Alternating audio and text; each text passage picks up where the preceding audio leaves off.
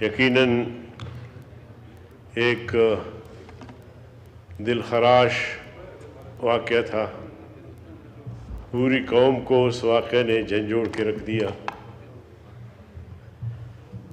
ऐसे बड़े बड़े हादसात हमारे मुल्क में हुए हैं, मगर इस हादसे की अहमियत इसलिए भी ज़्यादा है कि इसमें वो बच्चे शहीद हुए जिन्होंने अपनी ज़िंदगी की बहारें नहीं देखी, और ऐसा एक ज़ालिमाना इक़दाम था कि हर इंसानी दिल जो है वो दुखी हुई अफसोस का इजहार कर रहा था। लेकिन उस वक्त की हुकूमत ने फौरी तौर पर उस पर ऑल पार्टीज़ कॉन्फ्रेंस बुलाई और जो इस वाक़े में मुजरिम थे उनके ख़िलाफ़ कार्रवाई का आगाज़ किया, और इस हवाले से ऑपरेशन का आगाज़ भी किया गया। अब उसमें होता यह है कि जो उमूमी ऑपरेशन होता है, फिर गुनहगार के साथ साथ मासूम लोग, बेगुनाह लोग भी जद में आते हैं। जैसे कहते हैं कि खुश्क लकड़ियों की वजह से सब्ज़ लकड़ियाँ भी जल जाती हैं। मुजरिम एक होगा तो उसके साथ 10-20 और जो है वो रगड़ेंगे।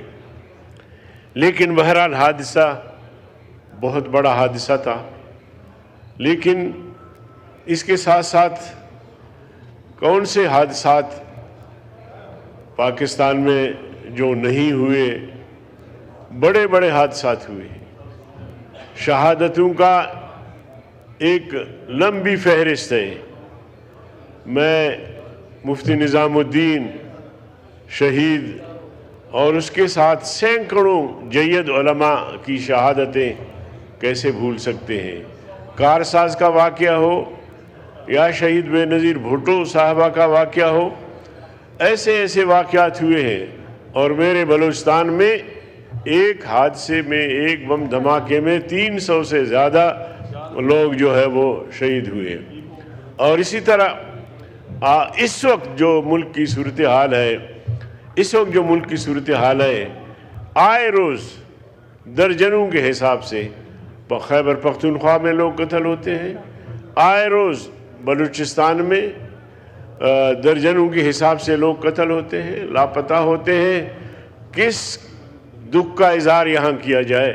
तो मैं समझता हूँ कि हुकूमत वक्त की ज़िम्मेदारी बनती है। अब यहाँ आपके सामने एहतजाज हुआ कुरम एजेंसी के हवाले से। अब वहाँ की एक हुकूमत भी है, उसकी भी ज़िम्मेदारी बनती है कि वहाँ के लोगों को अमन दे। कई कीमती जाने इस लड़ाई में जो है जान बहक हुए हैं, लेकिन मैं नहीं समझता कि अब तक कहते हैं सड़कें भी बंद है।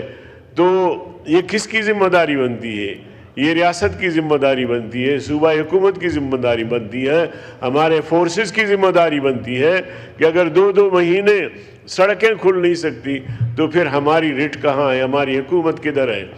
तो इस हवाले से मैं इजहार अफसोस करते हुए 16 दिसंबर के APS के मासूम बच्चों की शहादत का, इसी तरह जो माजी में शहादतें हुई हैं और जमीयत उलमा इस्लाम की शहादतें सबसे ज़्यादा है। मैं बाजवड़ का तज़किरा करूँ या बलूचिस्तान का तज़किरा करूँ या हाल ही में जो कोयटा रेलवे स्टेशन पर बम धमाका हुआ जिसमें हमारे 18 फ़ौजी जवान भी जान बहक हुए।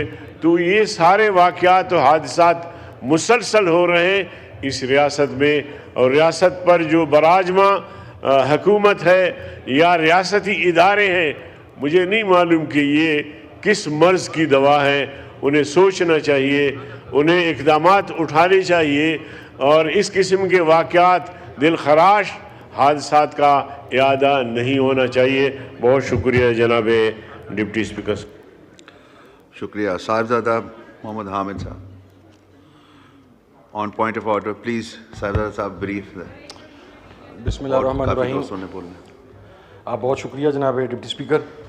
سر میں زیادہ ٹائم نہیں لوں گا. 2-3 چیزیں ہیں سر. ایک تو اے پی ایس ہے سانحہ سکوت ڈھاکہ ہے, اور لاسٹلی سر 26 نومبر ہے. مجھ سے پہلے اس ایوان کے معزز اراکین نے اپنی رائے کا اظہار کیا سر, لیکن مجھے یہ بات کہنے میں قطعاً کوئی عار نہیں ہے کہ پاکستان کی تاریخ سانحات سے بری پڑی ہے, لیکن ریاست بحیثیت ریاست فیل ہو چکی ہے. ہمارے پاس اے پی ایس کے ان شہید بچوں کے لیے کوئی چیز نہیں ہے سر. آج اتنے سال گزرنے کے باوجود بھی ان کی ماؤں کے آنسو اسی طرح بہہ رہے ہیں. ان کے فیملیز, ان کے والدین اسی طرح قسمہ پرسی کی